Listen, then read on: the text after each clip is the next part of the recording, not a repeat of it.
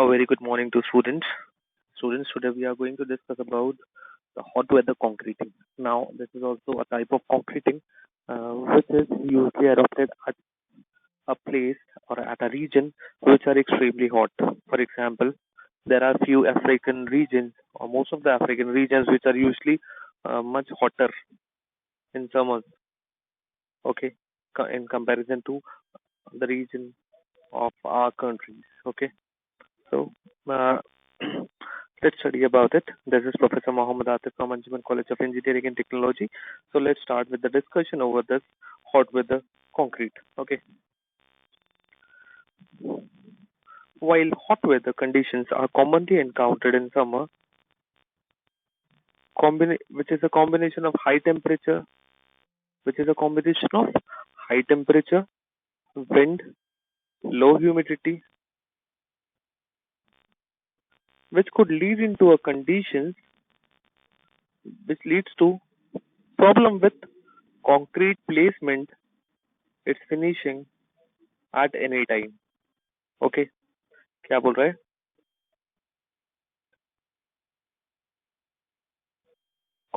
hot weather conditions are commonly encountered in summer, which is a combination of high temperature, wind, low humidity, and which could result in conditions which leads to problem with problem with concrete का placement और उसके finishing at any time. Okay आगे चलते हैं. Hot weather concreting defines hot weathers as any combination of the following conditions that tend to impair the quality of freshly mixed or hardened concrete. Hindi में बोलूँ तो ये कहना चाह रहा है कि hot weather concreting जो है is a combination of this four factors which tends to impair the quality, which tends to affect the quality of freshly mixed or hardened concrete. Okay, these are the four factors या four combination जिसको हम hot weather जिसकी वजह से हमारी hot weather इन्हें जिसको हम हॉट वेदर कहते हैं. ओके, जिसमें हॉट वेदर कंक्रीटिंग करना उसकी क्वालिटी को अफेक्ट कर देता है. ओके, तो very first thing is highly ambient temperature. The atmospheric temperature is very high. Similarly concrete का टेम्परेचर वेरी हाई, ह्यूमिडिटी बहुत कम और स्पीड ऑफ विंड ज्यादा. ठीक है, ऐसी कंडीशन को हम कहते हैं हॉट वेदर कंडीशन. ठीक है, in this hot weather condition अगर कंक्रीटिंग कर रहे हो तो that is called as hot weather concreting. Hot weather conditions are combination of this four factors. Hot weather condition is a combination of this four factors which will impair or affect the quality of freshly mixed or hardened concrete. Okay. Now the problems in hot weather concreting. Hot weather में concreting करने की problems क्या क्या है. ठीक है, आप सबको एक चीज पता है, हमने हाइड्रेशन के बारे में आपको पढ़ाया था. हाइड्रेशन क्या चीज थी? The liberation of heat from the body of concrete. The liberation of heat from the body of concrete outside the surface of concrete. यानी बॉडी अपने कॉन्क्रीट जो है जब गीला रहता है या before it's final setting time, तब तक वो क्या करता है, स्टार्टिंग से लेके जब से आपने उसको फोमवर्क में पोर किया है तब से लेके it start liberating its heat out from it. Okay, ये कैसे होता है? Due to the chemical reaction. Chemical reaction मैंने बताया था किस किस के बीच में होता है. ठीक है ना, बिटवीन सीमेंट एंड वाटर. ठीक है, जिस वजह से केमिकल रिएक्शन होता है जिसको हम हाइड्रेशन कहते हैं, जिससे क्या होता है, CH जल प्रोड्यूस होता है और कंक्रीट बाइंड होने लगता है. ठीक है, दिस हाइड्रेशन प्रोसेस ये क्या करेगा, ये प्रोसेस आपके कंक्रीट के अंदर के पानी को एक्सपेल करने की कोशिश करेगा, निकालने की कोशिश करेगा, यूज करने की कोशिश करेगा. ठीक है, नाउ हॉट वेदर कंक्रीट में क्या होता है? हॉट वेदर कंक्रीटिंग में हीट ज्यादा है. अभी आपके समर की वजह से रीजन में या एटमॉस्फेयर में हीट ज्यादा है. हीट ज्यादा होने से हाइड्रेशन प्रोसेस भी एक्सेलरेट हो जाता है। हाइड्रेशन प्रोसेस आपका स्टार्टिंग से ही एक्सेलरेट हो जाता है, ठीक है। तो क्या होता है, अंदर का पानी पूरा खत्म होने लगता है, तो shrinkage problem. These are the problems which occurs usually in hot weather concreting. क्या हो रहा है, हॉट वेदर है, हाइड्रेशन प्रोसेस, जो लिबरेशन ऑफ हीट का प्रोसेस है, वो फास्ट हो जाएगा। क्यों? क्योंकि एटमॉस्फेयर में ह्यूमिडिटी नहीं है, ह्यूमिडिटी एटमॉस्फेयर में नहीं है। तो क्या होगा, फटाफट हीट लिबरेट होना स्टार्ट हो जाएगी, बहुत स्पीडली एक्सेलरेट हो जाएगी आपकी हाइड्रेशन प्रोसेस, जिसकी वजह से अंदर का पानी खत्म होने के चांसेस पूरे पूरे है। और श्रिंकेज अगेन, उसमें क्रैकिंग आना, ये सब प्रॉब्लम्स आना बहुत कॉमन है। Okay,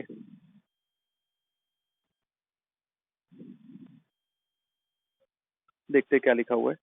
the success of many hot weather concreting operation, the success of many hot weather concreting operation depends on the steps taken to slow down the cement hydration reaction within the concrete। क्या बोल रहे हैं समझिए। The success of many hot weather concreting operation, अगर किसी hot weather concreting operation की success हो रही है, तो वो सक्सेस किसके ऊपर डिपेंड करती है? It depends on the step taken, it depends on the steps taken for what? To slow down the hydration reaction within the concrete. तो अगर हॉट वेदर कॉन्क्रीटिंग को सक्सेस करना है, तो it completely depends on step which is taken to slow down the hydration reaction in the concrete and to minimize the rate of evaporation of moisture from the mix. सही बात है, अगर reaction बढ़ जाएगा, अगर हाइड्रेशन रिएक्शन बढ़ जाएगा, तो रेट ऑफ इवेपोरेशन भी फास्ट हो जाएगा from a freshly mix concrete. तो आपको क्या करना है, अगर सक्सेसफुली आपको हॉट वेदर कॉन्क्रीटिंग करना है, तो you need to slow down this cement hydration reaction in the concrete, and you need to minimize the rate of evaporation from the mix, rate of evaporation of moisture from the mix.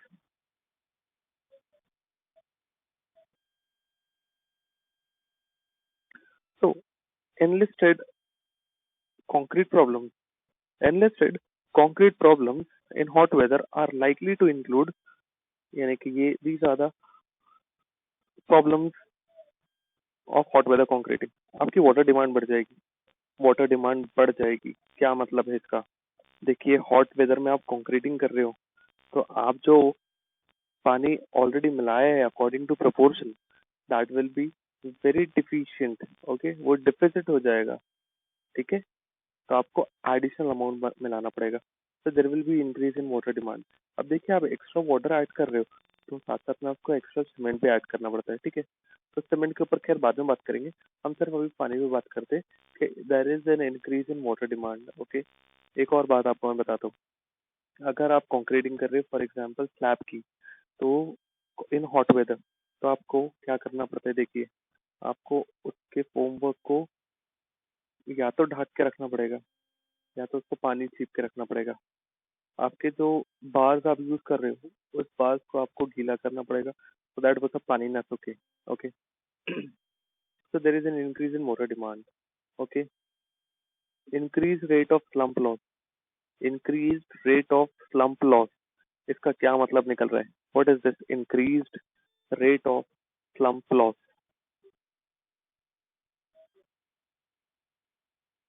सोचिए आप, क्या मतलब निकल रहा है? आपको slump कितना maintain करना पड़ता है? आपको स्लम्प मेंटेन करना पड़ता है अराउंड 75, यस, अराउंड 75 mm, या sorry 750 mm, sorry 75 mm, if I am not wrong, it is 75 mm only।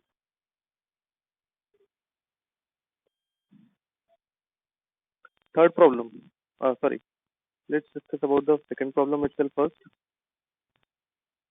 There is an increased rate of slump loss, आपका slump loss इंक्रीज हो जाएगा।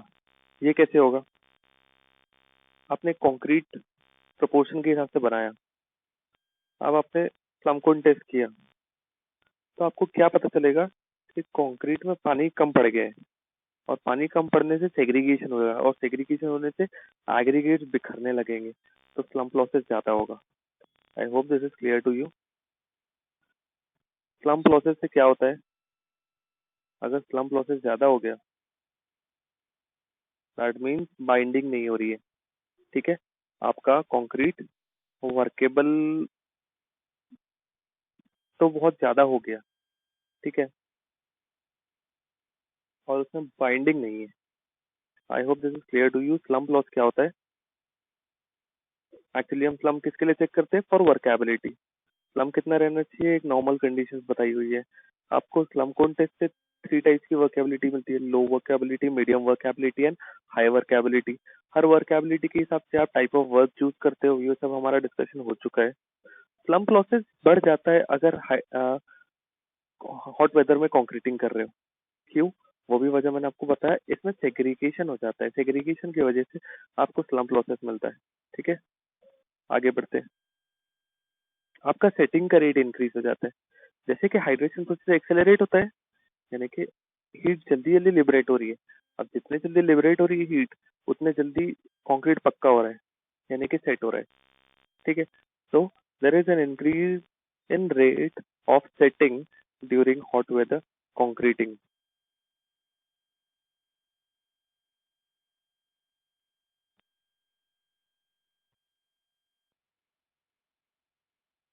Next problem is increased tendency for plastic shrinkage cracking.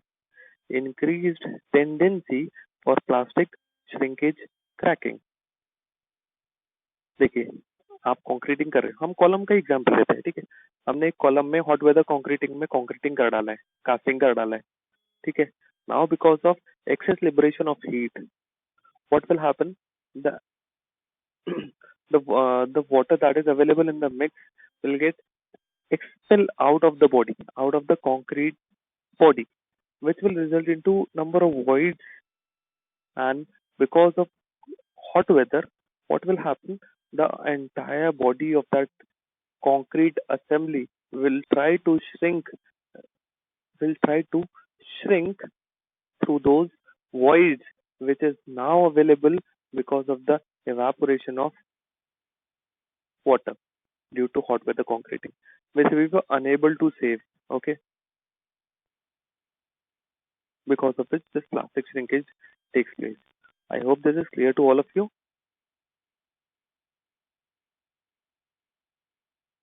The next problem, ये भी हमारी बात हो गई, इसके ऊपर भी increased difficulty in controlling entrained air content. आपको बहुत डिफिकल्ट हो जाता है कि आप एयर कंटेंट को अंदर अ, ना पैदा होने दो। एंट्रेंड एयर हमको नहीं चाहिए अंदर, so it is very difficult in controlling this entrained air content inside the body of concrete, because the water inside the concrete will get expelled out due to the hot weathering, due to hot weather conditions, because of which it is very difficult for us to control the uh, existence of entrained air content.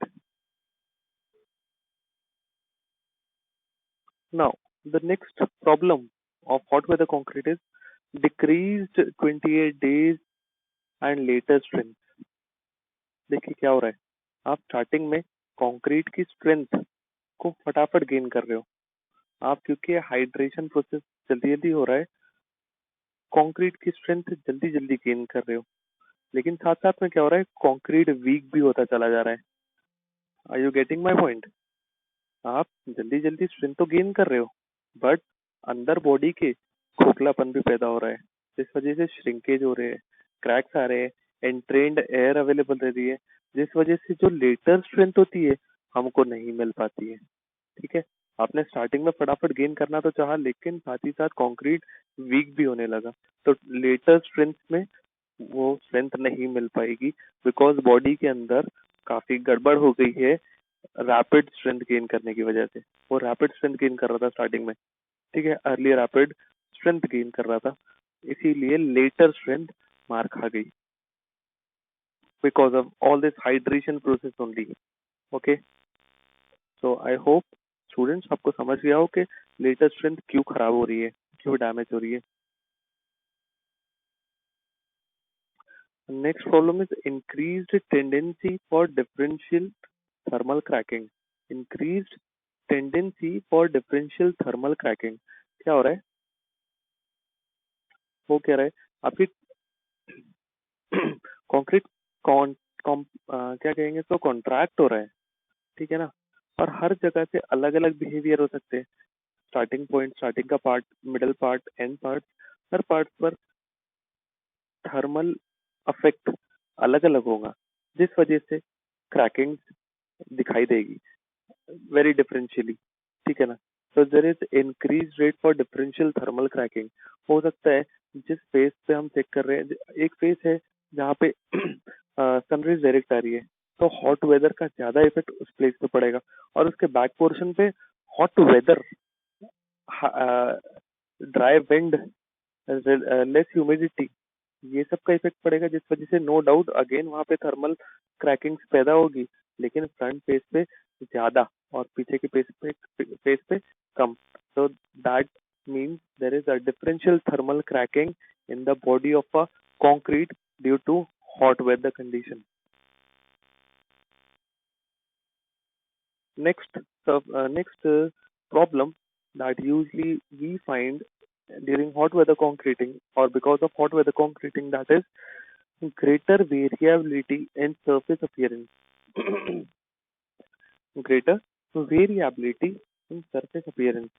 Surface appearance में काफी फर्क पड़ जाएगा. आपको मैंने बताया हो कि अगर हॉट वेदर कॉन्क्रीटिंग कर रहे हो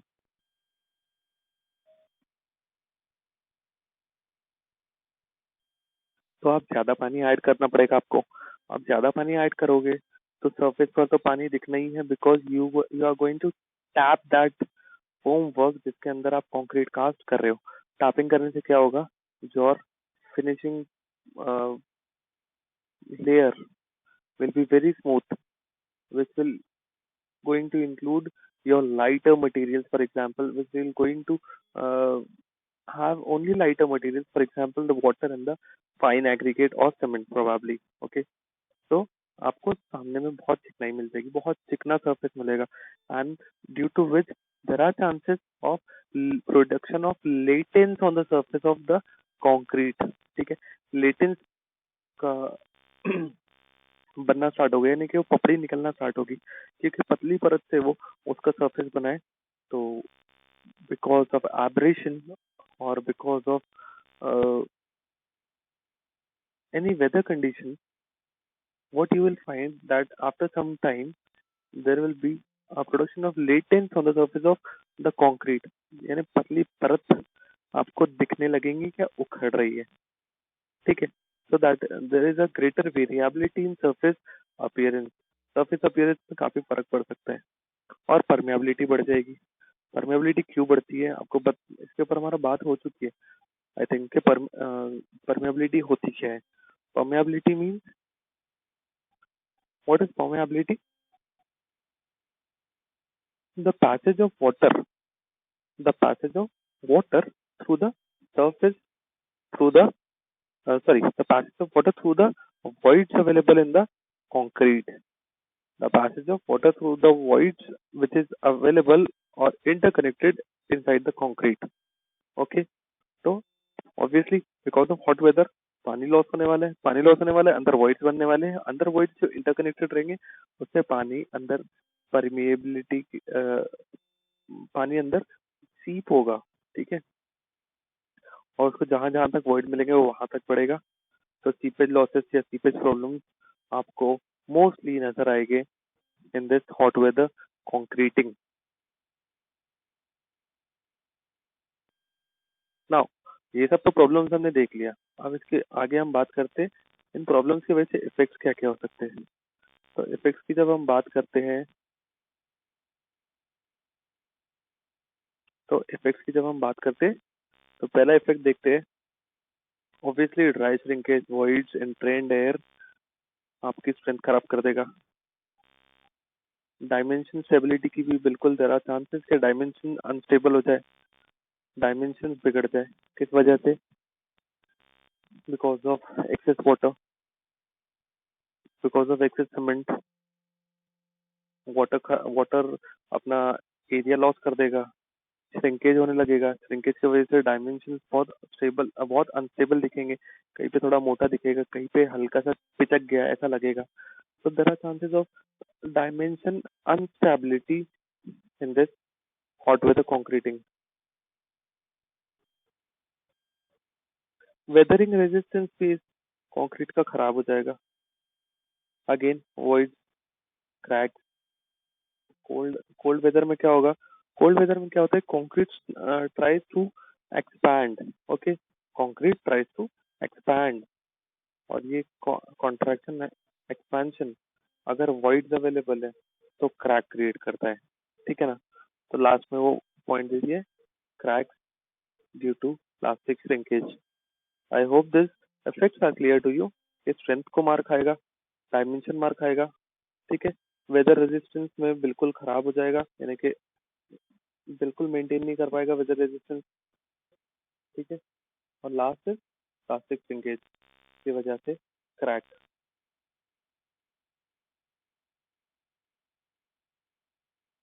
now to prevent to prevent the above mentioned harmful effects of hot weather on the quality of concrete, the temperature of concrete shall not exceed the temperature shown in the table below. क्या बोल रहा है? आपको अगर अपने concrete को hot weather condition में, आपको quality of concrete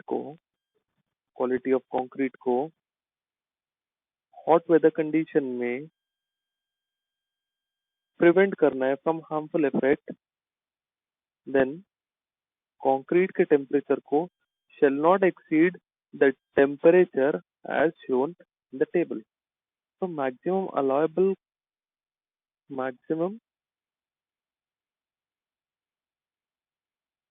allowable concrete temperature during placement of concrete. concrete का टेम्परेचर कितना होना चाहिए ड्यूरिंग प्लेसमेंट, तो वो बता रहा है.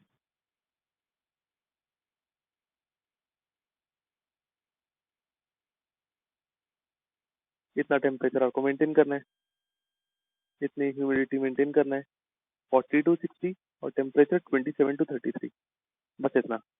ठीक है, आपको टेम्परेचर कितना मेंटेन करना है? 27 to 33 डिग्री सेल्सियस.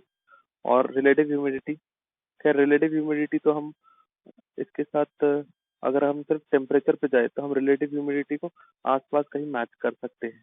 ठीक, मेन मुद्दा इज दिस योर टेम्परेचर. आपको within this temperature concrete को कास्ट करना पड़ेगा to have a good quality of concrete even in this much degree of temperature. Now क्या कह रहे हैं देखिए, हाई टेम्परेचर क्या करता है? एक्सिलरेट करता है हार्डनिंग को, यानी कि हाइड्रेशन प्रोसेस को, सेटिंग प्रोसेस को. And therefore more water is generally required to maintain the workable consistency. High temperature setting process बढ़ा देता है, इसलिए हमको मिक्सिंग के टाइम ज्यादा पानी मिलाना पड़ता है.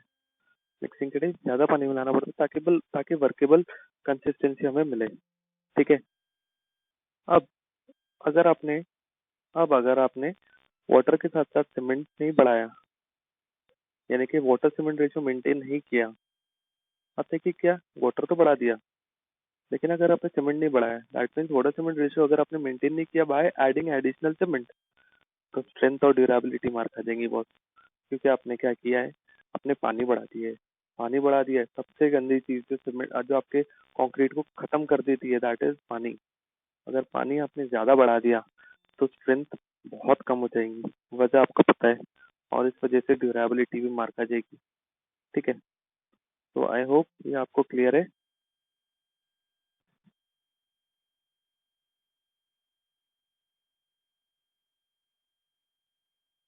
ओके, तो यहाँ पे एक एग्जांपल भी बता रहा है कि टेम्परेचर कितना बढ़ने से पानी कितना बढ़ाना है, और पानी बढ़ा रहे हो तो वाटर सीमेंट रेशियो भी मेंटेन करना है. हाँ, ये बात आप ख्याल रखेंगे, सिर्फ पानी नहीं बढ़ाना है, हमको वाटर सीमेंट रेशियो भी मेंटेन करना है. आपको वाटर सीमेंट रेशियो कितना मेंटेन करना पड़ता है आपको बता चुके हैं हम लोग पिछले कुछ लेक्चर्स में. आपको उसको रेफर करना है और हमेशा ख्याल में रखना है कि वाटर सीमेंट रेशियो कितना रखना है, स्टैंडर्ड कंसिस्टेंसी कितना मेंटेन करना है। ठीक है, वैसे तो हम हमारे इस सब्जेक्ट में मिक्स डिजाइन भी करेंगे कि यानी कितना पानी हमें मेंटेन करना है, कितने पानी, कितना सीमेंट, सैंड, एग्रीगेट और वाटर लगेगा। यानी कि जो हम रेशियो पढ़ते हैं कि M20 के लिए रेशियो है 1:1.53, तो ऐसे ही हम खुद से अगर बनाए according to the conditions of our particular region, तो हमारा रेशियो क्या बनता है। ठीक है, तो खैर ये काम तो हम करेंगे in the coming near lectures. Okay, but right now आपको सीधा सीधा बता दिया जा रहा है। फॉर एग्जाम्पल, अगर temperature of the concrete 50 degree Fahrenheit यानी कि 10 डिग्री सेल्सियस से 100 डिग्री फ़ारेनहाइट यानी कि 38 डिग्री सेल्सियस, सीधी सीधी बात करूं मैं, अगर टेम्परेचर 10 डिग्री सेल्सियस से 38 डिग्री सेल्सियस जाता है तो तकरीबन 33 पाउंड ऑफ वाटर, 33 यानी कि रफली 15 litres of additional water is needed per cubic yard of concrete to maintain 3 inch slump। 3 inch slump 1 इंची कितना mm, स्टूडेंट्स कितना mm होता है 1 इंची? 25 mm, तो 3 इंचेस 75 mm। तो आपको slump कितना मेंटेन करना पड़ता है? 75 mm। क्लियर हो गया? हमारी इसके ऊपर पिछले टाइम भी बात हो रही थी, यहाँ आके क्लियर हो गया कि आपको मेंटेन कितना करना है slump, 35 mm for good workable concrete. ठीक है, for getting a true slump। Okay, तो 10 डिग्री से 13 डिग्री 38 डिग्री तक अगर टेम्परेचर राइज होता है तो तकरीबन 15 लीटर पानी बढ़ाना पड़ता है। ठीक है, लास्ट पॉइंट में फिर वही चीज कह रहे हो, अगर water content of the concrete is increase without increasing the cement content, अगर आप सीमेंट कंटेंट नहीं बढ़ा रहे हो, सिर्फ पानी का कंटेंट बढ़ा दोगे तो स्ट्रेंथ आपकी मार खा जाएंगी boss. Strength and other properties of the concrete are going to adversely affect. ठीक है, तो ये आपको क्लियर आपके ख्याल में रखना है कि अगर आप पानी बढ़ा रहे हो साथ साथ में सीमेंट भी बढ़ाएंगे। देखिए ये पॉइंट भी क्या बोल रहा है, अगर हाई टेम्परेचर बहुत हाई है तो रिलेटिव ह्यूमिडिटी लो हो जाएगी, रिलेटिव ह्यूमिडिटी लो हो जाएगी, जिसकी वजह से लॉस ऑफ वाटर बहुत ज्यादा हो जाएगा, जिसकी वजह से आपको हाई वाटर रिक्वायरमेंट रहेगी फॉर प्रिपेयरिंग द मिक्स। देखिए अब यहाँ क्या लिखा हुआ है, ये सेटिंग टाइम के ऊपर वो कुछ इफेक्ट्स बता रहा है जो कि हमने प्रीवियसली रीड कर लिया है पुरानी पिछली स्लाइड्स में। फिर भी एक बार हम इसको रीड आउट कर लेते हैं, तो क्या कह रहा है देखते हैं। क्या ध्यान से सुनेंगे आप सभी कि क्या कह रहा है, इसको हम टुकड़ों में पढ़कर समझ रहे हैं। The effect of high ambient temperature and high temperature concrete component materials. क्या बोल रहे हैं, एम्बिएंट टेम्परेचर आपका और कंक्रीट का टेम्परेचर, ऑब्वियसली कंक्रीट का टेम्परेचर भी ज्यादा रहेगा अगर एम्बिएंट टेम्परेचर ज्यादा है तो एम्बिएंट टेम्परेचर ज्यादा है। ठीक है, अगर आपने गाड़ी बुलाया है आरएमसी की, तो आरएमसी की गाड़ी का स्टील, जो सिलेंडर का स्टील है वो वेदर से गर्म होगा, वो वेदर से गर्म होगा तो अंदर के मटेरियल्स को गर्म करेगा। ठीक है ना, आपके गिट्टी को गर्म करेगा, पानी को गर्म कर देगा। ठीक है, आपके सीमेंट सैंड को गर्म कर देगा। ठीक है, या तो आपने ऑन साइट अगर मिक्स प्रिपेयर किया है तो पानी जो कि ड्रम में रखा हुआ था गर्म था, आपने जो गिट्टी जो सिक गई है एकदम तप गई है आपने वो उठाया है, अगेन गर्म है। सैंड बहुत जल्दी तपती है, वो भी गर्म है। और उसके बाद सीमेंट, ठीक है सीमेंट अगर ठंडा है सीमेंट, लेकिन बाकी सब मटेरियल तो गर्म है। इन द एंड आपका जो मिक्स बनेगा that will be very hot. ठीक है ना, यानी हाई टेम्परेचर होगा उसका, तो that is called as a high temperature concrete component material. तो समझ गए हो आप, टुकड़े टुकड़े में बात कर रहे हैं। So the effect of high ambient temperature and high temperature of concrete component materials have on setting time of concrete have on setting time of concrete mixture effect of ये दो चीज का on setting time of concrete is really a topic of concern, is really a topic of concern। क्यों, किस वजह से? due to reduced time in which due to reduced time, क्योंकि आपका टाइम कम रहता है in concrete placing, in consolidation of it and finishing of it, so setting time becomes a big concern। ठीक है, setting time becomes a big concern in hot weather due to the reduced time which is available, very reduced time available for placing of concrete, consolidation of concrete and finishing of concrete. देखिए hot weather में आप concreting कर रहे हो तो concrete को place करने के लिए आपके पास टाइम नॉर्मल जैसा अवेलेबल नहीं होता. You have a very reduced time available for placing of concrete because उतने टाइम में काफी सारे प्रॉपर्टी चेंज हो सकती है due to hot weather, due to evaporation loss of water. ठीक है.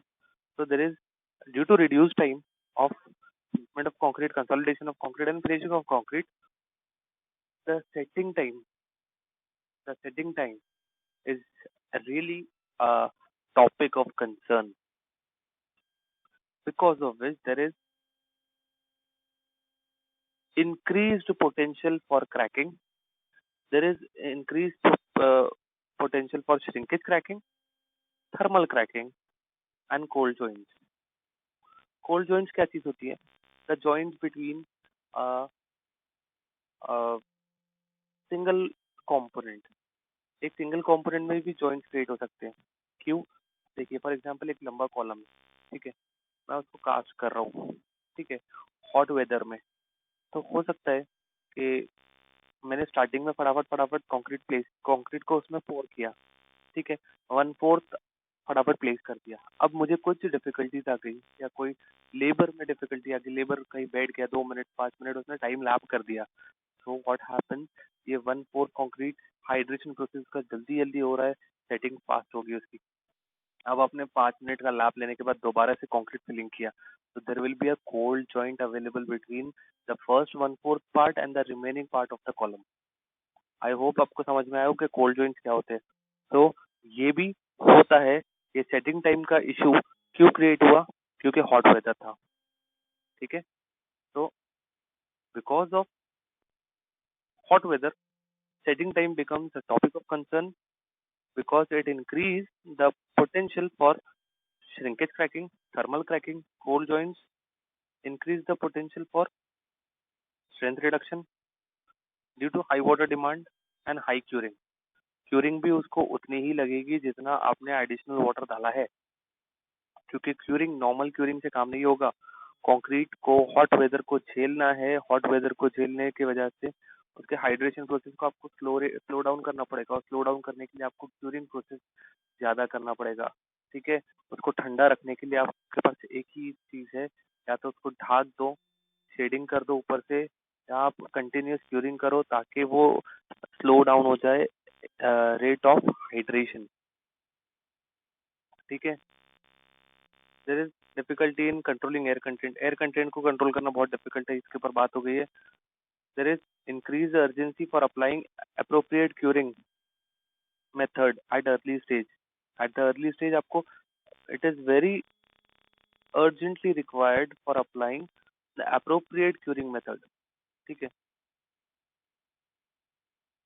क्या मेथड अडॉप्ट करना है? इतना गर्म मौसम है तो एक प्रॉपर मेथड अडॉप्ट करना बहुत जरूरी है कि हम कैसे क्यूरिंग करें और ज्यादा से ज्यादा क्यूरिंग करें. As a general thumb rule, an increase of 20 degree Fahrenheit will reduce the setting time of our concrete to almost half. अगर नॉर्मल से 20 डिग्री फ़ारेनहाइट टेम्परेचर बढ़ जाता है तो सेटिंग टाइम सीधा सीधा हाफ हो जाता है. यहाँ देखिए वही सेम चीज लिखी हुई है. As a general rule of thumb, an increase of 20 degrees fahrenheit will reduce the setting time of concrete to as much as 50%. अब ये हॉट वेदर में कंक्रीटिंग तो हमको करना ही है, क्योंकि काम तो आया ही है, प्रोजेक्ट को डिले नहीं कर सकते. तो हॉट वेदर में करे तो करे क्या? सऊदी अरब है फॉर एग्जांपल, गल्फ की कोई कंट्री है. आप कोल्ड वेदर या प्लीजेंट वेदर, एक डिसेंट वेदर आप कहाँ से लाओगे? So you will have to work in that existing weather, for which you must require some precautions. देखिए पहला प्रिकॉशन क्या बोल रहा है? कंक्रीट को शेड्यूल करना है, कंक्रीटिंग को शेड्यूल करना है आपको. कंक्रीटिंग कब करना है? The concrete can be schedule to time when the temperature is not high. Temperature कब हाई नहीं मिलेगा? रात में, सही है, या अर्ली मॉर्निंग में, पहट के टाइम, जिसको हम 4 बजे या 4:30 से 5, 5:30 का टाइम बोलते हैं. So in summer it can be scheduled to night or early morning. Okay, this is the first precaution which must be taken into the consideration of an engineer. Next precaution is selection of material and the mixed proportion of the same. ठीक है, use material and mixed design मतलब proportion. Okay, mixed design proportion देखिए लिखा भी है. Use material and mixed design proportion having good weather resistance. Having good weather resistance. अब good weather resistance बनाने के लिए proportion में क्या करें हम? proportion में सीमेंट सैंड एग्रीगेट वाटर में क्या कम ज्यादा करें हम? तो हम ये कर सकते हैं proportion में हमको सैंड सॉरी वाटर को तो थोड़ा बढ़ाना पड़ेगा और सीमेंट को थोड़ा बढ़ाना पड़ेगा. वाटर सीमेंट रेशियो मेंटेन करना पड़ेगा थोड़ा ज्यादा in comparison to the conventional proportioning. Okay, whereas if we are talking about the material, तो material ऐसे select करो. For example यहाँ दिया हुआ है sand having low specific heat, जिसकी specific heat कम हो, ऐसा sand आप यूज करेंगे. concreting जो करना है तो covered environment में करना है. concreting should be done in a covered environment. The another precaution to be taken is chilling. The chilling of aggregates को आपको chill करके रखना है. The chilling of aggregate can be done by watering or keeping them covered. देखिए aggregate जो है आपकी cement aggregate में आता है आपका गिट्टी और रेती. इनको अगर हमको चिल रखना है तो आपको वाटरिंग करना पड़ेगा उसको बार बार ताकि वो ठंडे रहे, या तो उसको कवर्ड प्लस वाटरिंग करना पड़ेगा सो दैट हॉट वेदर में प्रॉपरली हमारा कंक्रीट बने. ठीक है.